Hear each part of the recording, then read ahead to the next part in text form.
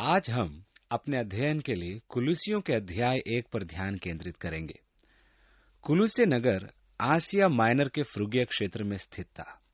इस पत्र में पौलुस ने अन्य 2 कलीसियाओं को भी अभिवादन भेजा था और निर्देश दिया था कि यह पत्र उन कलीसियाओं में भी पढ़ा जाए। ये कलीसियाएं लौदीकिया तथा हिएरापोलिस की कलीसियाएं थी। पौलुस न तो व्यक्तिगत रूप से इन कलीसियाओं में गया था और न ही इन कलीसियाओं ने कभी उसका चेहरा देखा था। ये कलीसियाएं इफिसुस में पौलुस के सेवा कार्य के फलस्वरूप अस्तित्व में आई थी। पौलुस ने इफिसुस में 2 वर्ष प्रचार कार्य किया था।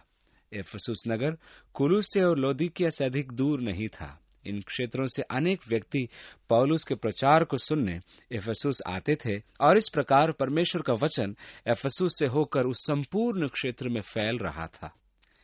इस प्रकार संभव है कि लौदीकिया और हिएरापोलिस की इन नए मसीही विश्वासियों ने अपने अपने निवास स्थान पहुंचने के पश्चात वहां संगति आरंभ की, जो धीरे धीरे कलीसिया में विकसित हो गई।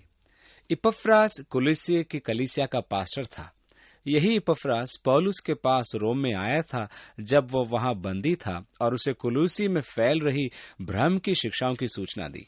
इसलिए पौलुस ने उस समुदाय में फैल रही भ्रम की शिक्षाओं को सुधारने के लिए इस पत्र को लिखा। इस भ्रम की शिक्षाओं में प्रमुख ग्नोस्टिसिज्म की शिक्षा थी, जिसमें मसीह यीशु के परमेश्वर होने का खंडन किया गया था। दूसरी शिक्षा यहूदी मत की थी, जिसके अनुसार उद्धार के लिए विश्वास के साथ कर्मों का होना भी आवश्यक था। यह पत्र और इफिसुस की कलीसिया के नाम का पत्र दोनों एक ही समय में लिखे गए थे। इफिसुस तथा कुलुस्य की कलीसियाओं को लिखे इन दोनों पत्रों को तुकिकुस रोम से लाया था, जहां पहली बार पौलुस को सन 64 में बंदी बनाकर लाया गया था। अब पहली आयत। पौलुस की ओर से, जो परमेश्वर की इच्छा से मसीह यीशु का प्रेरित है, और भाई तीमुथियुस की ओर से, मसीह में उन पवित्र और विश्वासी भाइयों के नाम जो कुलुसी में रहते हैं। यहां हम देखते हैं कि यह अभिवादन पौलुस अपने खास अंदाज में लिखता है, जिसे हम पौलुस द्वारा विभिन्न कलीसियाओं को लिखे पत्रों में भिन्न भिन्न रूपों में देखते हैं। अब क्योंकि पौलुस गलत उपदेशों का खंडन करना चाहता है, वह यहां मसीह यीशु के प्रेरित होने के अपने अधिकार का प्रयोग कर रहा है और अपने प्रेरित होने के अधिकार से लिख रहा है कि वह परमेश्वर की इच्छा से मसीह यीशु का प्रेरित है। एक बार फिर पौलुस कहता है कि सब प्रेरित नहीं होते, सब भविष्यद्वक्ता नहीं होते, सब सुसमाचार प्रचारक नहीं होते, सब पास्टर नहीं होते और सब शिक्षक भी नहीं होते हैं। परमेश्वर मनुष्यों को जीवन के प्रत्येक क्षेत्र से बुलाता है, परंतु सबसे महत्वपूर्ण बात यह है कि मनुष्य परमेश्वर की इच्छा के अनुसार चले, अर्थात आपके पास जो भी परमेश्वर का दिया हुआ वरदान हो, उसके द्वारा आप परमेश्वर की इच्छा की पूर्ति करें। यहां ध्यान देने योग्य बात यह है कि कुलुस्य की कलीसिया के लिए पौलुस की प्रार्थना में पहला निवेदन यह है कि वे परमेश्वर की इच्छा के ज्ञान से परिपूर्ण हो जाएं। आप में से कितने हैं जो ये सोचते हैं कि यह एक महत्वपूर्ण प्रार्थना है? मैं तो अपने लिए सदैव यही प्रार्थना करता हूं, हे परमेश्वर, मेरी सहायता कर कि प्रत्येक परिस्थिति में मैं तेरी इच्छा जान पाऊं। और मेरा यह विश्वास है कि हम प्रतिदिन अपना जीवन परमेश्वर के हाथों में सौंपते हुए मसीह यीशु की प्रभुता के प्रति समर्पित रहें। मेरा यह विश्वास है कि यदि हम ऐसा करेंगे तो हमारा जीवन परमेश्वर की इच्छा का वास्तविक प्रदर्शन बन जाएगा। मैं विश्वास करता हूं कि यदि मैं सुबह यह कहूं, प्रभु मेरा जीवन तेरा है और आज मैं तेरा सेवक बनना चाहता हूं, मैं चाहता हूं कि तू अपनी आत्मा के द्वारा मेरा मार्गदर्शन कर, मैं चाहता हूं कि तू मेरे गलत निर्णयों का निवारण कर और बस प्रभु मेरे जीवन को अपने नियंत्रण में रख। इस प्रकार यदि मैं अपने आप को प्रभु को सौंप देता हूं, तो जैसे जैसे दिन बीतता जाता है, मेरा जीवन परमेश्वर के उद्देश्य और योजना का प्रत्यक्ष प्रदर्शन बनता जाता है। अब समस्या यह होती है कि परमेश्वर मेरी दिनचर्या की सूची तैयार करके मुझे नहीं देता कि मुझे 9 बजे क्या करना है, 10:30 बजे कहाँ जाना है और 11 बजे लौटने के बाद किससे मिलना है, ताकि सुबह उठकर मैं ये कह सकूं, ठीक है प्रभु, जो कुछ तूने दिखाया आज मैं उसे दिन भर करूंगा।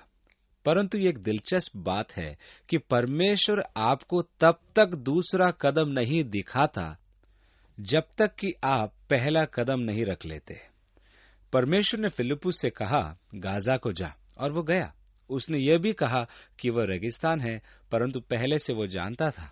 उसके अनेक कार्य थे जो उसे गाजा जाने में बाधक हो सकते थे, क्योंकि वह रेगिस्तानी क्षेत्र था और सामरिया में वह आत्मिक जागरण में व्यस्त था, जहां सैकड़ों व्यक्ति मसीह यीशु में विश्वास ला रहे और अनेक चमत्कार हो रहे थे।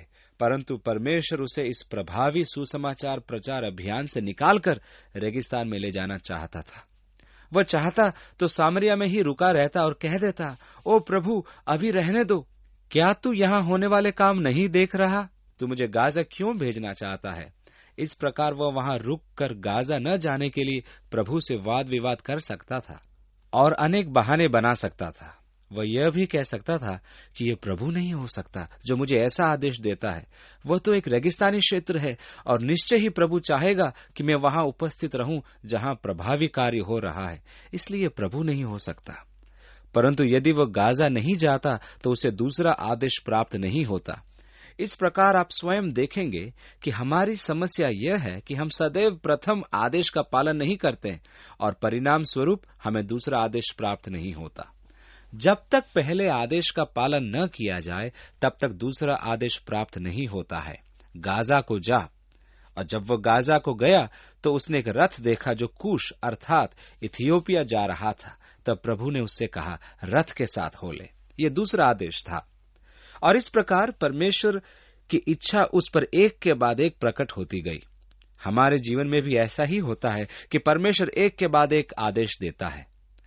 पौलुस जो परमेश्वर की इच्छा के अनुसार यीशु मसीह का प्रेरित है, मैं जो भी हूं परमेश्वर की इच्छा से हूं।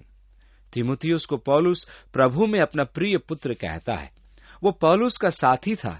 संभवतः पुत्र का अर्थ कोई समझ नहीं पाए, परंतु पौलुस और तीमुथियुस ने पिता और पुत्र का सा तालमेल बनाया हुआ था। फिलिपियों की कलीसिया को पौलुस ने लिखा, मैं तुम्हारा समाचार लेने तीमुथियुस को भेज रहा हूं, क्योंकि सुसमाचार के विषय में मेरे साथ तीमुथियुस के अतिरिक्त कोई और एकमत नहीं है। प्रभु के ज्ञान एवं सेवा के समर्पण में उसने पौलुस के मन को जीत लिया था। कभी कभी ऐसे व्यक्तियों को खोज पाना अत्यधिक कठिन होता है जिनमें प्रभु की सेवा के निमित्त आपके जैसा ही दर्शन और आपके जैसा ही समर्पण हो। यह पत्र पौलुस कुलुसी के उन पवित्र जनों को लिख रहा है जो चुने हुए एवं मसीह में विश्वास योग्य भाई है। यहाँ ध्यान दीजिए कि कलीसिया में झूठी शिक्षाएं प्रवेश कर रही थी और पौलुस इन झूठी शिक्षाओं के सुधार हेतु ये पत्र लिख रहा है, परंतु वह उन्हें सर्वप्रथम पवित्र जन कहता है, फिर विश्वास योग्य भाई कहता है और तब अपना विशेष संबोधन मसीह में प्रयोग करता है। दूसरी आयत में लिखा है, हमारे पिता परमेश्वर की ओर से तुम्हें अनुग्रह और शांति प्राप्त होती रहे। हम तुम्हारे लिए नित्य प्रार्थना करके अपने प्रभु यीशु मसीह के पिता अर्थात परमेश्वर का धन्यवाद करते हैं। पौलुस अपने प्रत्येक पत्र में पाठकों के लिए अपनी प्रार्थनाओं का उल्लेख करता है और कहता है, परमेश्वर मेरा गवाह है। वह रोमियो की कलीसिया को लिखता है कि वह प्रभु यीशु मसीह के द्वारा पिता परमेश्वर के सामने घुटने टेक कर अपनी प्रार्थनाओं में उनका उल्लेख करता है। वह इफिसियों की कलीसिया को लिखे अपने पत्र में भी 2 बार प्रार्थना करता है। वह अपने अन्य पत्रों में भी अपनी प्रार्थनाओं का उल्लेख करता है। पौलुस एक प्रार्थनाशील व्यक्ति था। परमेश्वर द्वारा सामर्थ्य रूप में उपयोग में लाए जाने वाले प्रत्येक जन के साथ ये सत्य है कि वे प्रार्थनाशील होते हैं। चौथी आयत, क्योंकि हमने सुना है कि मसीह यीशु पर तुम्हारा विश्वास है और सब पवित्र लोगों से प्रेम रखते हो, उस आशा की हुई वस्तु के कारण जो तुम्हारे लिए स्वर्ग में रखी हुई है, जिसका वर्णन तुम उस सुसमाचार के सत्य वचन में सुन चुके हो। यहाँ एक बार और देखने को मिलता है कि विश्वास, आशा और प्रेम तीनों साथ साथ रखे गए हैं। पौलुस कुरिन्थ की कलीसिया को लिखे अपनी पहली पत्री में भी यही उल्लेख करता है, विश्वास, आशा और प्रेम स्थायी है। ये वे गुण हैं जो एक विश्वासी में होने आवश्यक हैं, अर्थात उनका विश्वास, उनका प्रेम तथा उनकी आशा। ये कुछ ऐसे गुण हैं जो परमेश्वर के पुत्र होने के संकेत हैं। इसलिए पौलुस लिखता है, मसीह यीशु पर तुम्हारा विश्वास और सब पवित्र लोगों से प्रेम और आशा की हुई वस्तु के कारण जो तुम्हारे लिए स्वर्ग में रखी हुई है, जिसका वर्णन तुम सुसमाचार के सत्य वचन में सुन चुके हो। इफिसुस की कलीसिया के लिए पौलुस की एक प्रार्थना यह थी कि वे जान ले कि उनके बुलाए जाने की आशा क्या है।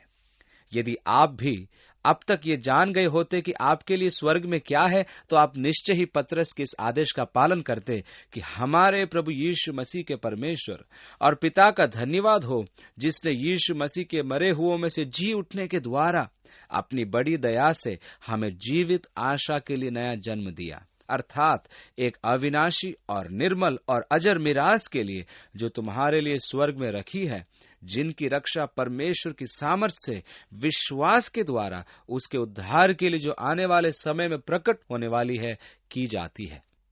यह आयत पहला पतरस के प्रथम अध्याय के 3 आयत में पाई जाती है। यह उस महिमा में राज्य की अर्थात मसीह यीशु के राज्य की आशा है। इस प्रकार वह आशा जो तुम्हारे लिए स्वर्ग में रखी थी वो तुम्हारे पास आ गई, अर्थात सुसमाचार का सत्य वचन तुम्हारे पास आ गया, वरन संपूर्ण संसार में आ गया। यह दिलचस्प बात है कि पौलुस घोषणा करता है कि उस समय सुसमाचार सारे जगत में पहुंच गया। बिना वायुयानों के, बिना सैटेलाइट टीवी के, बिना रेडियो के आरंभिक कलीसिया सुसमाचार को संसार में फैलाने में सक्षम रही। उन्होंने मसीह यीशु के दिए आदेश का पालन किया, सारे जगत में जाकर सारी सृष्टि के लोगों को सुसमाचार प्रचार करो। और यहाँ पौलुस घोषणा करता है कि यह कार्य पूरा हो गया है। मसीह यीशु के स्वर्गारोहण के अभी मात्र 32 वर्ष ही हुए थे कि यह कार्य पूरा हो गया।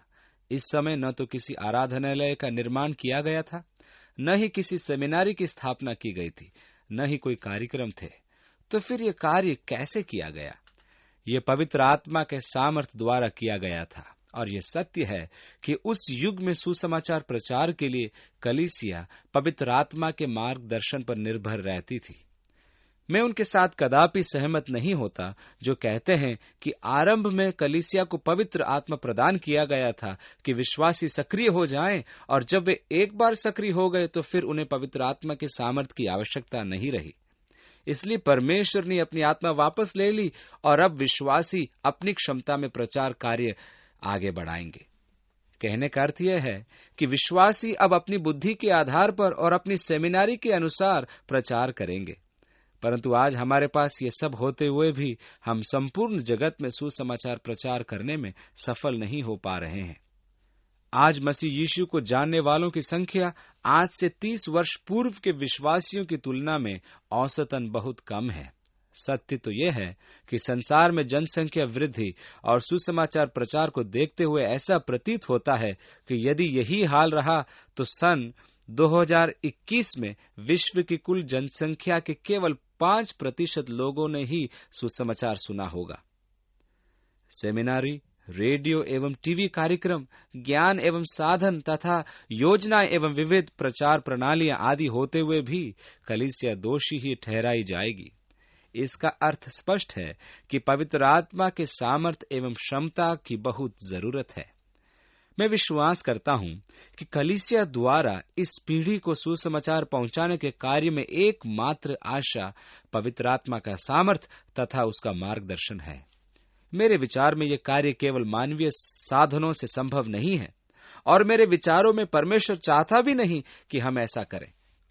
मैं विश्वास के साथ कहता हूं कि कलीसिया संसार में मसीह की गवाह तब ही बन सकती है जब वो प्रार्थना और आत्मा के मार्गदर्शन में रहे, क्योंकि लिखा है, जब पवित्र आत्मा तुम पर आएगा तुम सामर्थ पाओगे और यरूशलेम और सारे यहूदिया और सामरिया में और पृथ्वी की छोर तक मेरे गवाह होगे। और इस प्रकार के गवाह बनने के लिए हमें जिस सामर्थ की आवश्यकता है वह है पवित्र आत्मा का सामर्थ। और यदि हम उसका इनकार एवं तिरस्कार करें तो हम निश्चय ही जगत में सुसमाचार फैलाने के कार्य में विफल होंगे। इस प्रकार अध्याय के पद 23 में पौलुस फिर से इस तथ्य का उल्लेख करता है कि सुसमाचार सारे जगत में प्रचार किया जा चुका है। कुछ लोग ऐसे भी कहते हैं यीशु का फिर से आगमन तो तब तक नहीं हो सकता जब तक ये सुसमाचार संपूर्ण जगत में प्रचार न किया जाए। परंतु सुसमाचार प्रचार तो संपूर्ण जगत में किया जा चुका है और वह फल उत्पन्न करता है। सुसमाचार की महिमा यही है कि वह फल उत्पन्न करता है। और देखो, संसार में सुसमाचार जहां जहां स्वीकार किया गया, वहां वहां उसके फल मनुष्यों तथा राष्ट्रों के जीवनों में दिखाई देते हैं। और वे राष्ट्र जहां अन्य धर्म राष्ट्रीय धर्म है, वहां के नागरिकों के जीवन पर ध्यान दीजिए। मैं यहां मसीह यीशु के सच्चे सुसमाचार के विषय में कह रहा हूं, क्योंकि दुर्भाग्यवश कलीसिया एक संस्था होने के कारण संसार में मसीह यीशु के सुसमाचार का प्रचार नहीं कर रही है। वह संस्था के रूप में धर्म मात्र ही रह जाती है और विश्व के धर्मों में से एक धर्म कहलाती है, क्योंकि वह अधिकांश समय मसीह यीशु के सुसमाचार का प्रचार नहीं करती। कुछ ऐसे राष्ट्र हैं जो इस धर्म रूपी कलीसिया के प्रभाव में आ गए हैं, परंतु वे सुसमाचार निमित्त लाभदायी नहीं हैं। परंतु वे राष्ट्र जो मसीह यीशु के सुसमाचार के प्रभाव में आए हैं, वहां के मनुष्यों के जीवन में आप सुसमाचार के फलों को देख सकते हैं। सुसमाचार का एक फल है स्वतंत्रता से प्रेम, अर्थात स्वाधीनता के प्रति प्रेम। कुछ राष्ट्रों की स्थापना ऐसे लोगों ने की थी जो परमेश्वर की आराधना के लिए स्वतंत्रता की खोज में थे, जिनमें प्रशासन न तो कलीसिया को निर्देश दे, न सहायता दे और न ही कलीसिया के सदस्यों से कर वसूल करे। वे एक राजकीय कलीसिया की खोज में कदापि नहीं थे। यूरोप में अंधकार का कारण है राजकीय कलीसियाएं। यूरोप के उन देशों में जहां राजकीय कलीसियाएं हैं, वहां कलीसिया की देखरेख सदस्यों से प्राप्त करों के द्वारा की जाती है। वहां आप देखेंगे कि कलीसिया का पतन हो रहा है, वह मर चुकी है। पहले जमाने में ऐसे मनुष्य थे जिन्हें मसीह यीशु के सुसमाचार के कारण स्वतंत्रता से प्रेम था और उन्होंने उसके अनुकूल अपने राष्ट्र की स्थापना की, और यही कारण था कि स्वतंत्रता तथा स्वाधीनता का प्रेम उनके लिए ऐसा महत्व रखता था।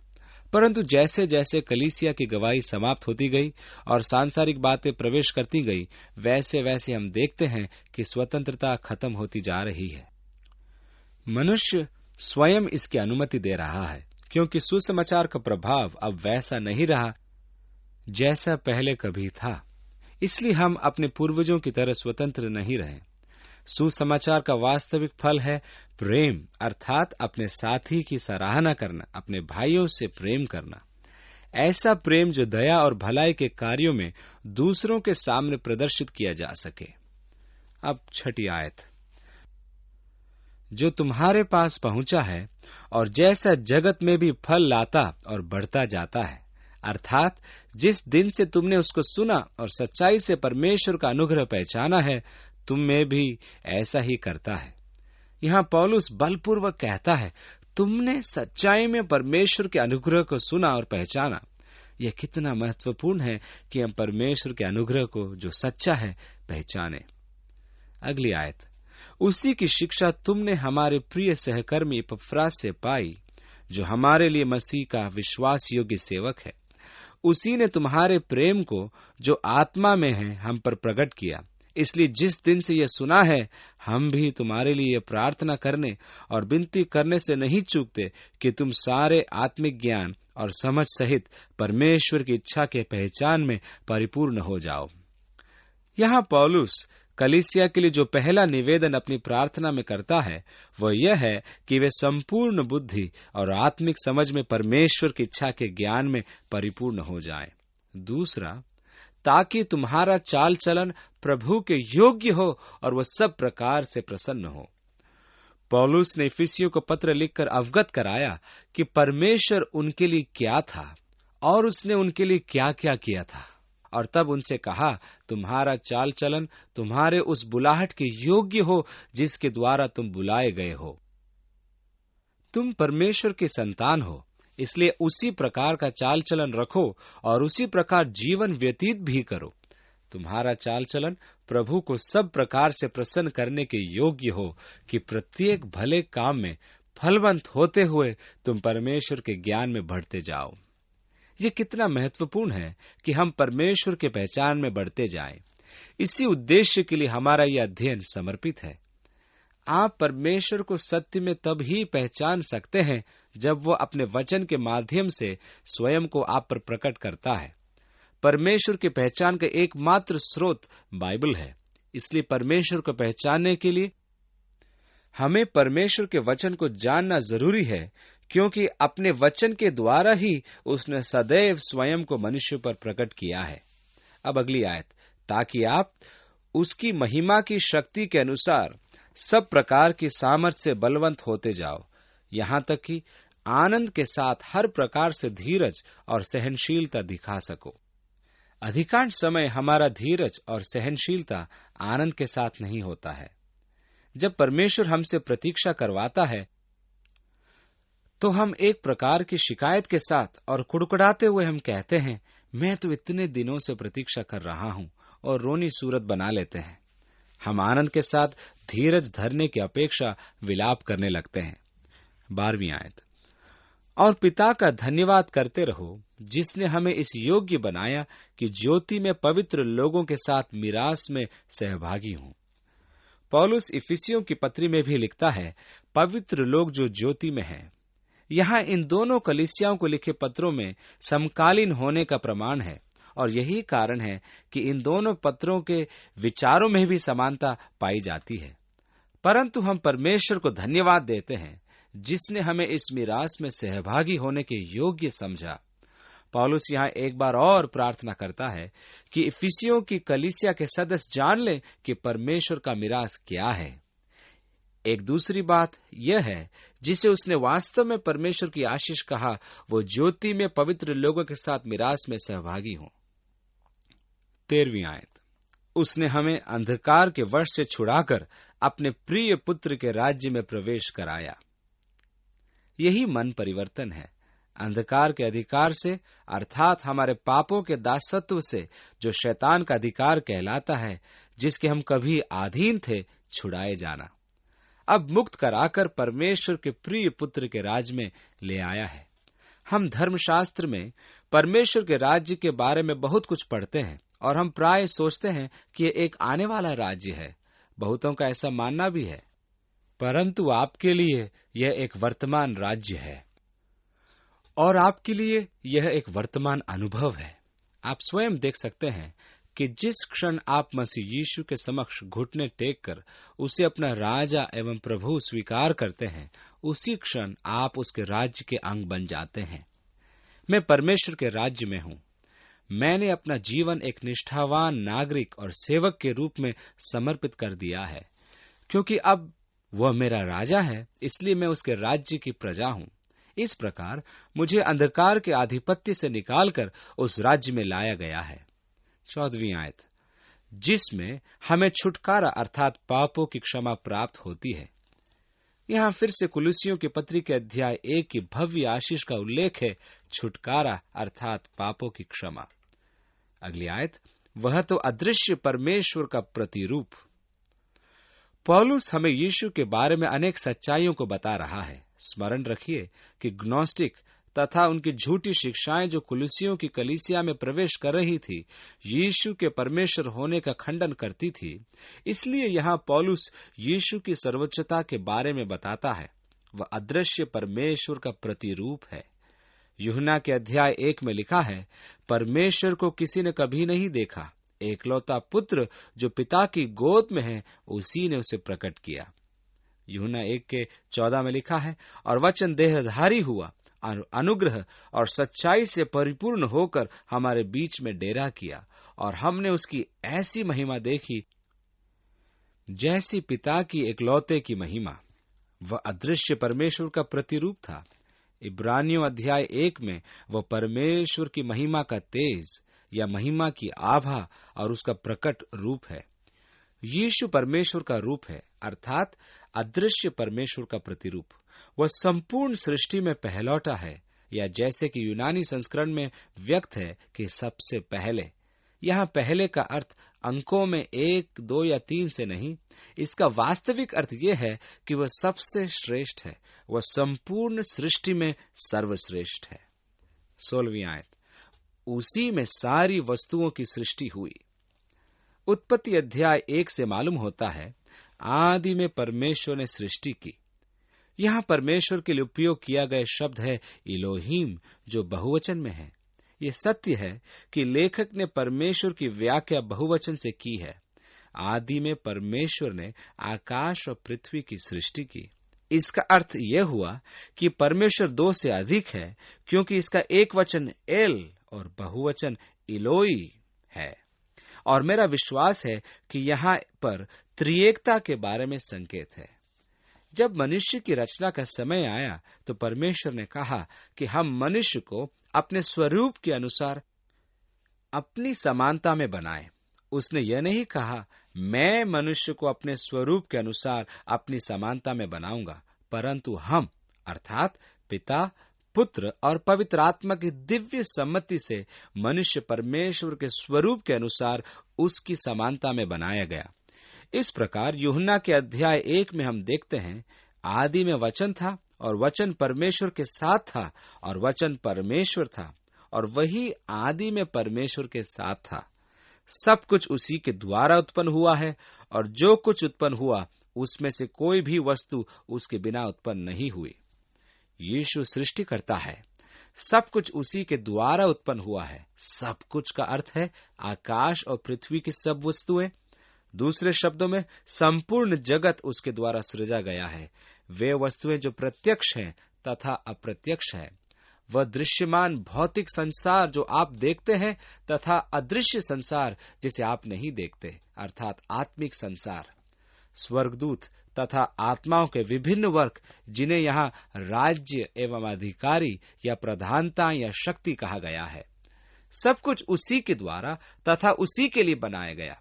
इसलिए वह केवल सृष्टिकर्ता ही नहीं, वरन उसी के लिए सारी वस्तुएं सृजी गई हैं। सब कुछ उसके द्वारा सृजा गया और उसके लिए सृजा गया। स्वर्गदूत, संपूर्ण जगत, जगत की सब वस्तुएं उसी के लिए सृजी गई हैं और इसमें आप भी शामिल हैं। आप उसकी इच्छा तथा उद्देश्य के निमित्त सृजे गए हैं। मनुष्य प्राय इस विचार को स्वीकार नहीं करते हैं। वे विरोध करते हैं क्योंकि यह स्वतंत्रता परमेश्वर ने स्वयं उन्हें दी है। क्योंकि जब उसने आपकी रचना की तब उसने आप में स्वतंत्र इच्छा एवं चयन करने की क्षमता को भी सृजा।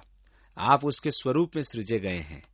परमेश्वर में आत्मनिर्णायक व्यक्तित्व है और इसी रूप में उसने आपकी सृष्टि की, अर्थात आपको भी आत्मनिर्णय की या चयन की क्षमता प्रदान की है। आपके साथ सार्थक सहभागिता रखने के लिए परमेश्वर को ऐसा करना आवश्यक था। मनुष्य की शरीर रचना तथा परमेश्वर की बुद्धि का अध्ययन करते हुए मुझे समझ में आया कि परमेश्वर हमें जटिल रोबोट बना सकता था और उन समस्त कार्यों को जिन्हें हम मानव रूप में पूर्ण कर सकते हैं करने में समर्थ बना सकता था, परंतु अर्थपूर्ण प्रेम एवं अर्थपूर्ण संगति के लिए रोबोट सक्षम नहीं होते। इन गुणों के लिए आपको चुनने की स्वतंत्रता की आवश्यकता होती है।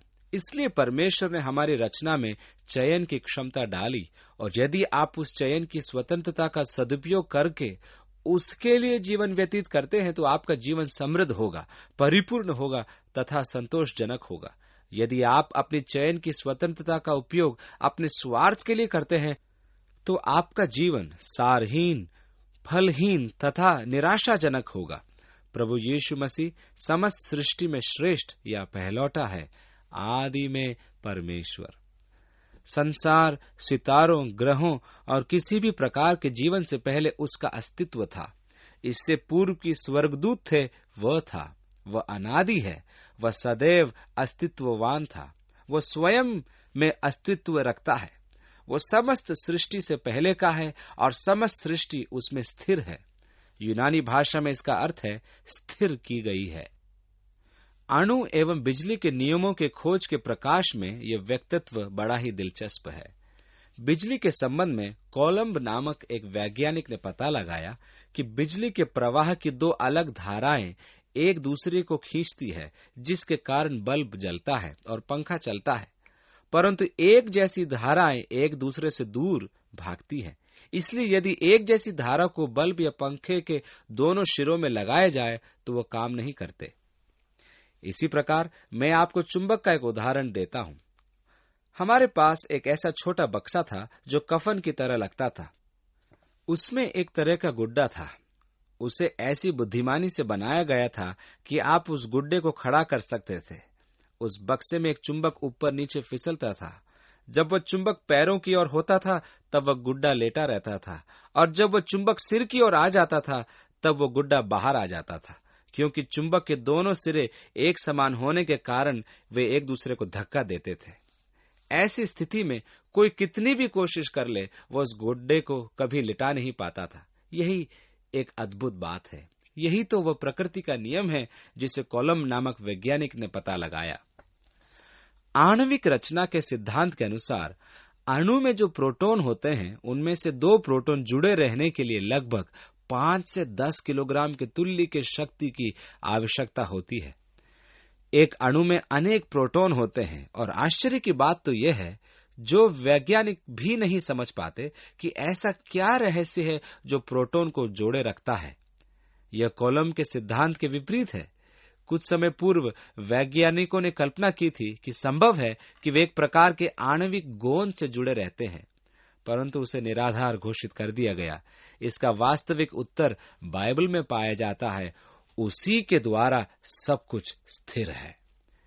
यदि परमेश्वर पल भर के लिए भी अपनी पकड़ छोड़ दे तो संपूर्ण जगत एक विशाल विस्फोट में बदल जाएगा और सब कुछ नाश हो जाएगा। हे प्रभु, कृपया पकड़े रहना। अगली आयत, और वही देह अर्थात कलीसिया का सिर है। हमें ध्यान देने की आवश्यकता है कि ऐसे मनुष्य हर जगह पाए जाते हैं जो कलीसिया रूपी देह के सिर का स्थान प्राप्त करना चाहते हैं। मेरे विचार में कलीसिया की एक दुर्बलता है कि यहाँ आधिपत्य के लिए संघर्ष होता है और कलीसियाएं पद प्रतिष्ठा की लालसा से ग्रस्त होती जाती हैं। ऐसे व्यक्ति कलीसियाओं पर वर्चस्व स्थापित करना चाहते हैं। एक सच्चा ईश्वर भक्त पास्टर कभी भी अध्यक्षता की लालसा नहीं रखेगा। वह पोप बनना भी नहीं चाहेगा। वह तो वही बनना चाहेगा जो परमेश्वर उसे बनाना चाहता है। यदि वह वास्तव में परमेश्वर का भक्त है तो सच्चाई तो यह है कि परमेश्वर ने उसे जो बनाने के लिए बुलाया है उससे अधिक आकांक्षा उसमें नहीं होगी। परंतु इसमें कोई शक नहीं कि कलीसियाओं में ऐसे मनुष्य भी हैं जो पद प्रतिष्ठा की लालसा से ग्रस्त होते हैं और वे कलीसिया में प्रमुख के स्थान एवं प्रतिष्ठा को प्राप्त करने के लिए निरंतर प्रयासरत रहते हैं।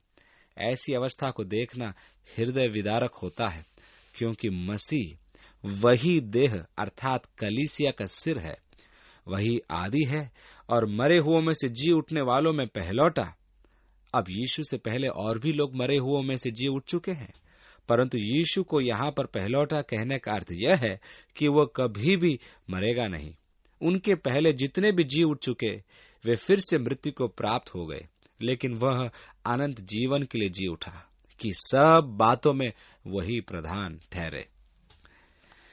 यही परमेश्वर का उद्देश्य एवं योजना है कि प्रत्येक क्षेत्र में यीशु को प्रधानता प्राप्त हो, सब बातों में। इसमें आप भी सम्मिलित हैं।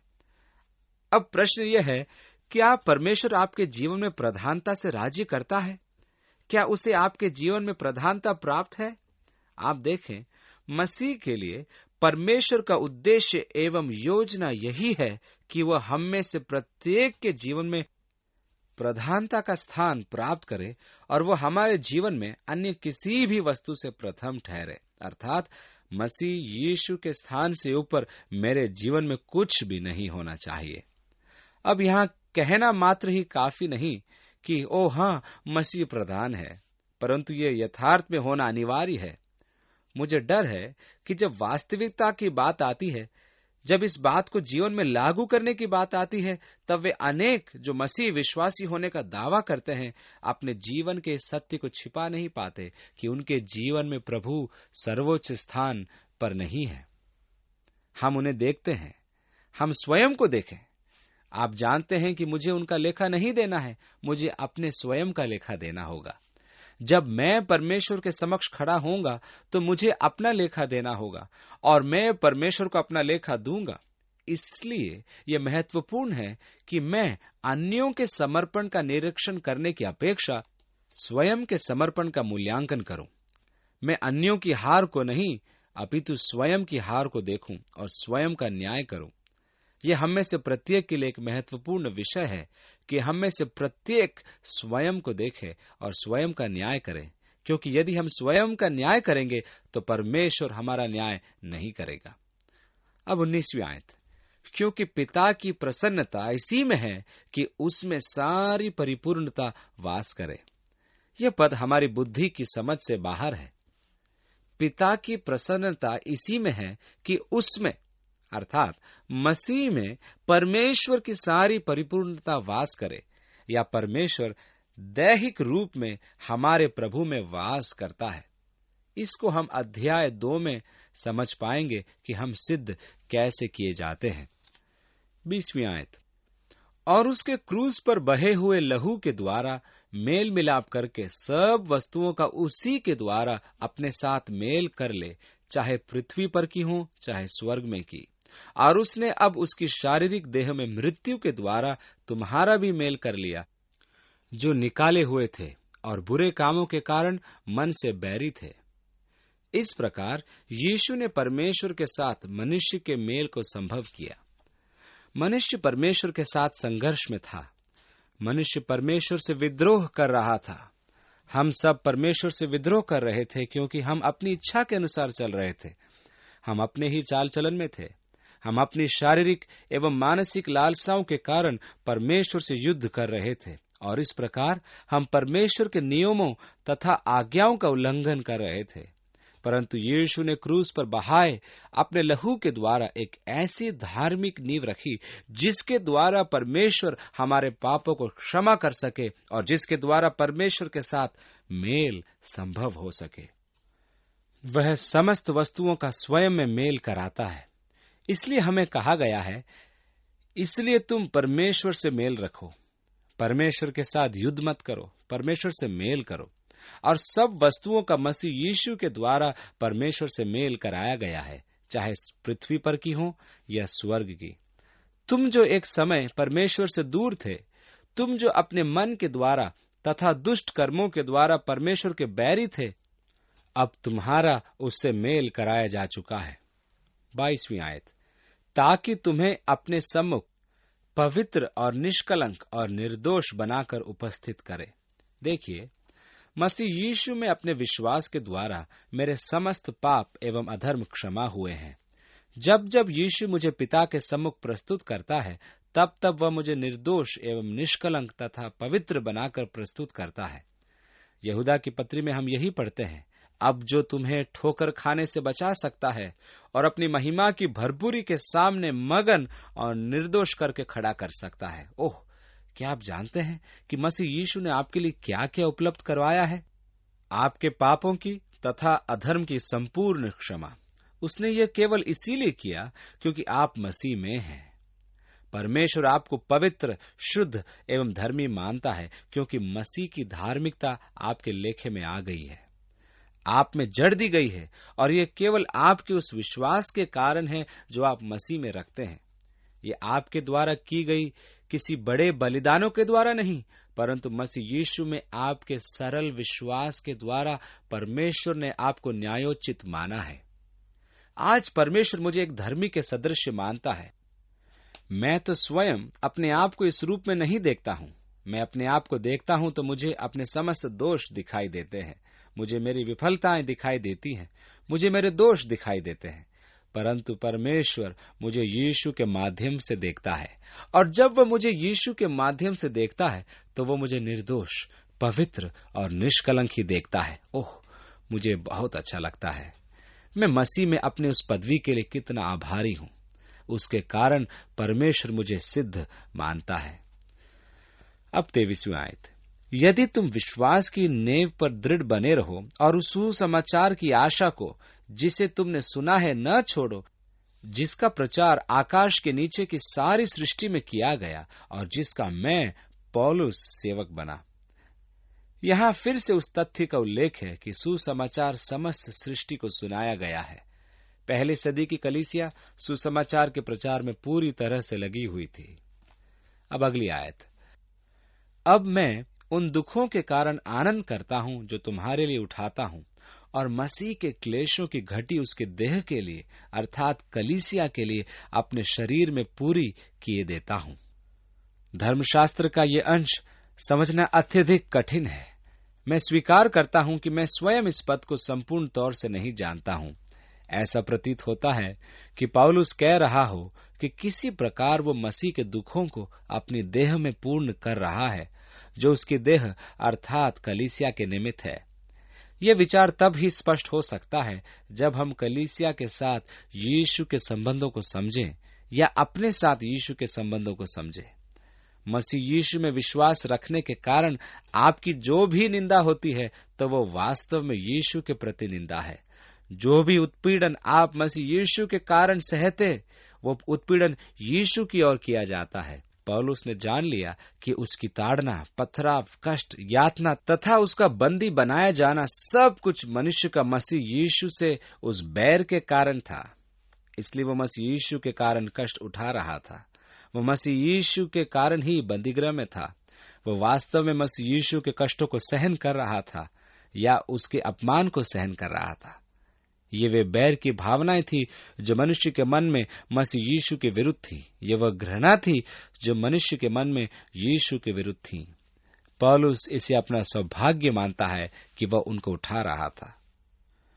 मैं आनंद मनाता हूं कि मैं यीशु पर आरोपित इन बातों को उठा सकता हूं और मुझे यह सौभाग्य प्राप्त हुआ कि मैं यीशु के कष्टों की पूर्ति करूं, अर्थात यीशु के प्रति मनुष्य का बैर मुझ पर निकाला जाए और कि मैं उन्हें सहन करने के सक्षम हो जाऊं। यीशु ने हमारे साथ ऐसी ही पहचान बना रखी है कि वह आप ही हमारे साथ इन कष्टों को उठाता है। याकूब की पत्री पहले अध्याय और दूसरे पद में लिखा है, जब तुम नाना प्रकार की परीक्षाओं एवं प्रलोभनों में पड़ते हो तो इसे आनंद की बात समझो। हे प्रियो, जो दुख रूपी अग्नि तुम्हारे परखने के लिए तुम में भड़की है, इससे यह समझकर अचंभा न करो कि कोई अनोखी बात तुम पर बीत रही है। पतरस ने अपनी पहली पत्री में कहा। मत्ती 5:11 में लिखा है, धन्य हो तुम जब मनुष्य मेरे कारण तुम्हारी निंदा करे और सताएं और झूठ बोल बोल कर तुम्हारे विरोध में सब प्रकार की बुरी बातें कहे। आनंदित और मगन होना, क्योंकि तुम्हारे लिए स्वर्ग में बड़ा फल है, इसलिए कि उन्होंने उन भविष्यत वक्ताओं को जो तुमसे पहले थे इसी रीति से सताया था, अर्थात मसीह के कष्टों को अपने में पूरा करना।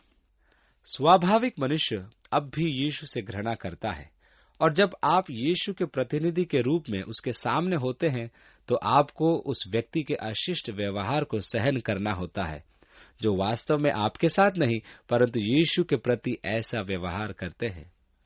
प्रेरित गण इस दुख उठाने को आनंद की बात मानते थे क्योंकि वे इसमें समर्थ थे। उनका आनंद इसमें था कि वे इस कष्ट को मसीह यीशु के निमित्त उठाते थे, इसलिए हमें इसे व्यक्तिगत नहीं मानना चाहिए।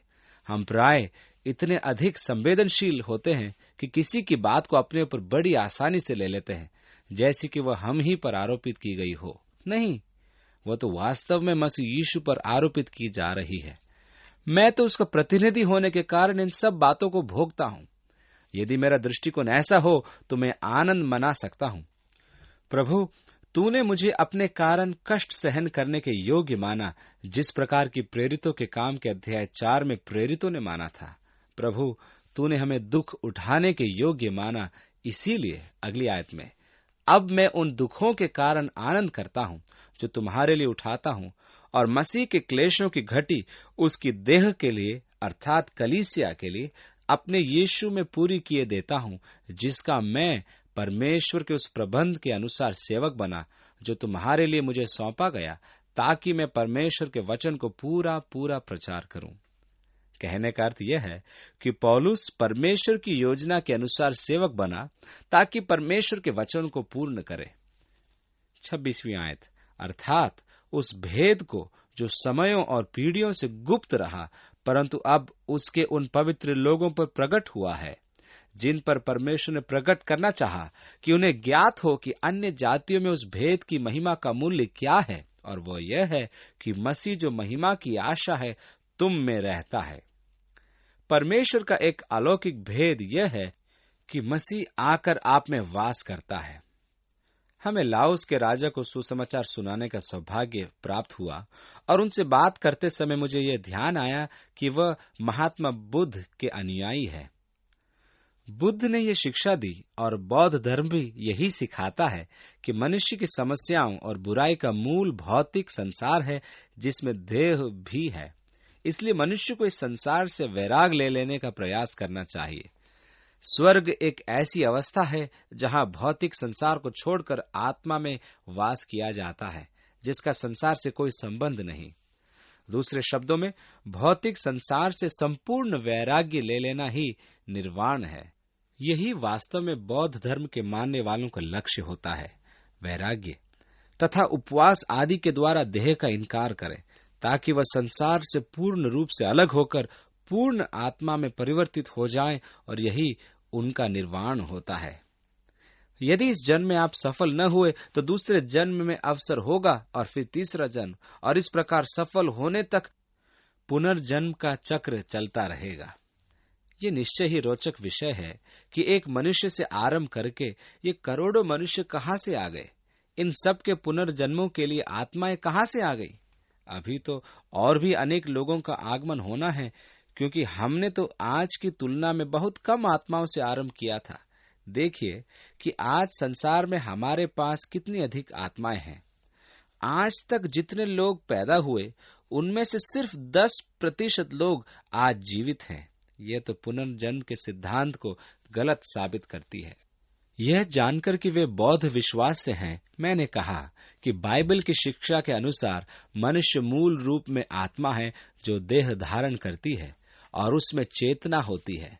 परंतु यदि मनुष्य अपने जीवन का केवल शारीरिक भाग ही व्यतीत करता है तो वह अपने जीवन को उस तरह से व्यतीत नहीं करता जो परमेश्वर ने उसके लिए निर्धारित किया हुआ है। परमेश्वर निश्चय चाहता है कि हम अपने जीवन का आत्मिक पक्ष भी जिएं। इसलिए यदि मेरी देह का मुझ पर अधिकार हो और मैं शारीरिक लालसाओं से ग्रस्त रहूं तो मैं परमेश्वर से विरक्त जीवन व्यतीत करता हूं।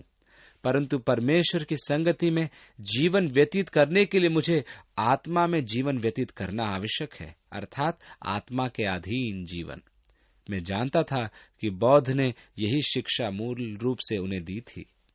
तब मैंने उनसे कहा, क्या आप जानते हैं कि इतिहास में अनेक धार्मिक अगुवे हुए हैं जिन्होंने मनुष्य के आत्मिक जीवन व्यतीत करने के विषय में अनेक महत्वपूर्ण तथ्यों का विवेचन किया है, परंतु समस्या यह है कि सत्य की शिक्षा देकर मार्ग तो उन्होंने दिखा दिया, किंतु मनुष्य को उन मार्गों में चलने के लिए सामर्थ प्रदान नहीं की, जो प्राय निराशा का कारण सिद्ध हुआ है। मैं उनकी शिक्षाओं को अवश्य सुनता हूं और मैं उनसे सहमत हूं कि मैं दैहिक जीवन व्यतीत करना नहीं चाहता। मैं परमेश्वर की संगति में रहना चाहता हूं, परंतु जब मैं इस जीवन निर्वाह में असमर्थ होता हूं तो मैं निराश हो जाता हूं। इस कारण परमेश्वर ने अपने पुत्र मसीह यीशु को भेजा कि मेरे पापों के लिए वह अपना जीवन बलिदान करे और मेरे पापों को क्षमा करे। उसने एक और कार्य किया, वह मृतकों में से जीवित हुआ और उसने कहा कि मैं आकर तुम में वास करूंगा और मेरे वास करने से तुम्हें इस मार्ग में चलने की सामर्थ मिलेगी। तुम में यह सामर्थ नहीं है, तुम स्वयं में होकर यह कार्य नहीं कर सकते हो। मैं तुम में वास करके तुम्हें इस कार्य को करने की सामर्थ प्रदान करूंगा। मैंने कहा कि मसीह विश्वास और विश्व के अन्य धर्मों में यह एक प्रमुख अंतर है। मसीह विश्वास में सामर्थ मसीह यीशु द्वारा प्रदान की जाती है जो हम में वास करता है। यह मात्र मार्ग की ओर संकेत ही नहीं करता, वरन आगे बढ़ने की क्षमता एवं सामर्थ का दान भी देता है। भेद वह यह है कि मसीह जो महिमा की आशा है तुम में रहता है, वही हमारी आशा है। मनुष्य स्वयं के प्रयास में ऐसा नहीं कर सकता, परंतु मसीह जो मुझ में वास करता है मुझे सामर्थ प्रदान करता है। अब 28वीं आयत, जिसका प्रचार करके हम हरेक मनुष्य को जता देते हैं और सारे ज्ञान से हरेक मनुष्य को सिखाते हैं कि हम हरेक व्यक्ति को मसीह में सिद्ध करके उपस्थित करें। सेवा का यही एकमात्र उद्देश्य है कि आपको मसीह में सिद्ध करके उपस्थित किया जाए। वर्षों तक मेरी सेवा का समर्पण यही था कि मनुष्यों को मसीह यीशु में लाना, परंतु उन्हें सिद्ध करके उपस्थित करना नहीं था। सुसमाचार प्रचार मेरे लिए सबसे बड़ी बात थी। एक महान कार्य है, परंतु मेरी कलीसिया सुदृढ़ नहीं थी। पौलुस की लालसा थी कि वह शिक्षा दे, परंतु उसका उद्देश्य था कि विश्वासियों को मसीह में सिद्ध करके उपस्थित करे। 29वीं आयत, और इसी के लिए मैं उसकी उस शक्ति के अनुसार जो मुझ में सामर्थ के साथ प्रभाव डालती है, तन मन लगाकर परिश्रम भी करता हूं। यह थी अंतिम आयत। आइए हम प्रार्थना करें। पिता, हम तुझे मसीह यीशु के लिए धन्यवाद देते हैं। तेरा इकलौता पुत्र जो इस संसार में पिता को प्रकट करने आया, जो पिता का प्रतिरूप था, जो इस विशाल ब्रह्मांड का सृष्टि करता है, ये कैसा अचंभा है कि वह इस ग्रह पृथ्वी पर चला।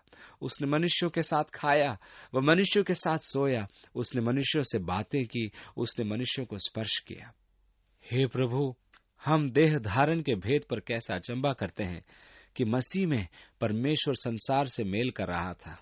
इससे भी महान भेद यह है कि वही यीशु जो मरकर फिर से जीवित हो गया, उसी ने पृथ्वी की सृष्टि की थी और जगत को स्थिर भी किए हुए है।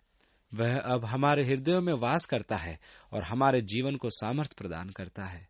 प्रभु, क्या ही श्रद्धा की बात है कि तू हम में वास करता है। होने दे कि हमारी देह तेरी इच्छा पूरी करने के लिए एक माध्यम बन जाए। पिता, हम यीशु के नाम में प्रार्थना करते हैं, आमीन। जब आप सत्य को ग्रहण कर रहे हैं तो प्रभु आपको आशीष दे तथा सहायता प्रदान करे कि यह सत्य आपके जीवन का अभिन्न अंग बन जाए और आप परमेश्वर के संतान होने के कारण उस महान सामर्थ का अनुभव करें जो आप में विद्यमान है, और वह है परमेश्वर का मर्म, हम में वास करने वाला मसीह जो महिमा की आशा है। उसका सामर्थ आपके जीवन में बल और जय लाएगा। परमेश्वर उस सामर्थ का प्रदर्शन आपके जीवन के उस पहलू पर करेगा जिसमें आप लंबे समय से ठोकर खा रहे हैं। आप उसकी महिमा एवं वास्तविक जय का अनुभव करें और आपको बोध हो जाए कि आप में वास करने वाला मसीह आपको आशीष देता है और आपके साथ रहता है। यीशु के नाम में आमीन।